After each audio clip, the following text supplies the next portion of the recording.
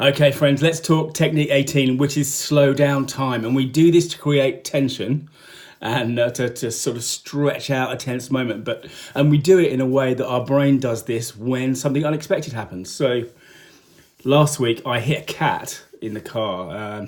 This is the first time I've ever hit anything alive, I think. And, I'm not going to go into that story because it'll make me too sad. But the events, from the first time I saw it to the time that I hit it was probably just under a second. It was tiny, but my brain has done that thing where it's processed the information.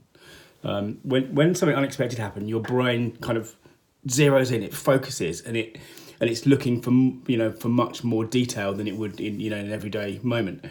And consequently, that's one of the reasons that people say things that you think things happen in slow motion sometimes, particularly if there's something unexpected, like you're suddenly falling, for example, or you can see that the paint pot's about to tip over, something like that, and your brain is slicing reality much thinner in that moment, and consequently when you play it back through your head, it's a bit like you've got more frames in your head, so it feels more like a kind of a slow motion thing. And that is definitely true of this moment last week when I hit this poor cat. And we can use that kind of idea, we can use that same kind of technique to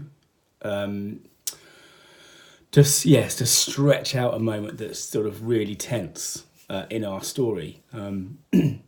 And you see it a lot on TV and in film, you see it in novels a lot, but we can definitely also use it within reason. If we're telling a business story or giving a presentation or what have you, we can talk about the detail to build up the tension before we release the action, release the result.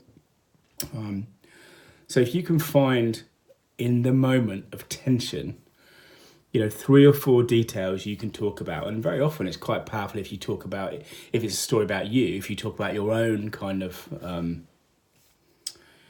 feelings and your own sort of body sensations, because again, it's something we can all relate to.